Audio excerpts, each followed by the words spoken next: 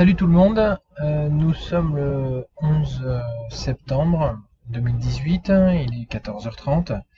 Je fais cette petite vidéo pour vous donner une explication en fait de mes deux positions que je viens de publier sur Telegram. Donc, je vous mettrai évidemment en lien, enfin en bas de page les liens comme d'habitude.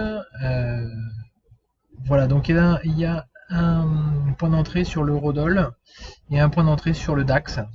Je vais vous expliquer, je les prends, en tout cas je les ai programmés pour deux raisons différentes.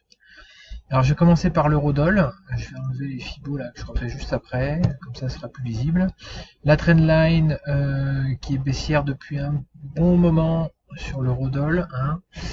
Ici ce matin qui a été cassé, moi je vous avoue j'ai été un petit peu piégé. Mais il a recassé les 1,16 et de manière assez spectaculaire, étant donné que cette partie ici, vous voyez, sur cette zone-là, c'est revenu tester pour remonter. Il y a de grandes chances que ça casse, d'ailleurs ça l'a déjà fait. Mais les 1,16 ayant déjà été cassés, je souhaite anticiper le fait qu'il va remonter pour aller chercher un prix meilleur. Alors, ce prix meilleur, je le prends moi par rapport au H1 ou M30, mais H1 il est beaucoup plus visible. C'est le bas de la mèche de cette bougie-là. Régulièrement, vous pourrez vérifier sur les graphiques le bas des mèches quand on est en sell ou le haut des mèches quand on est en buy vient régulièrement être retesté avant de repartir.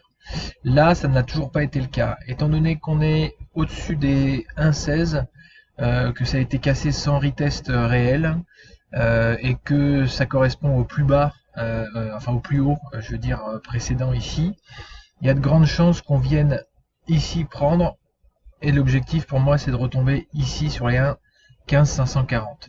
Pourquoi pas plus bas?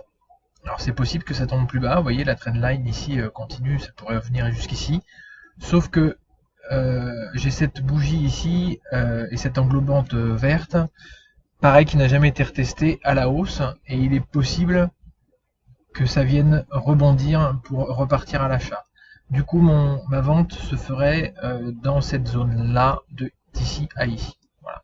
Ça c'est pour ce qui concerne le DAX.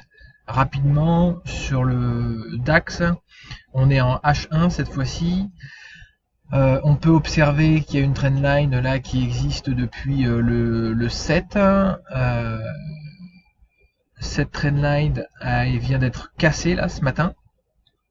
On a eu un plus bas sur les 11 860 et pareil, un petit peu de la même façon que l'Eurodoll, mais de manière beaucoup plus précise à mon avis. On a les 12 000 qui ont été cassés comme je dis et étant donné que la trendline a été cassée, que les 12 000 aussi ont été cassés, je m'attends à un retest sur cette zone là. Et le bas de la bougie verte ici, pour moi, c'est un signal assez important. Je vous invite à le regarder. Moi, j'ai mes ordres sont en place.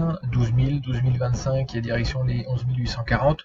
Ça pourrait être plus, ça pourrait être moins. Enfin, après les TP, on les gère chacun. On peut sortir au bout de 10 pips, 15 pips. Vous scalpez, vous faites ce que vous voulez.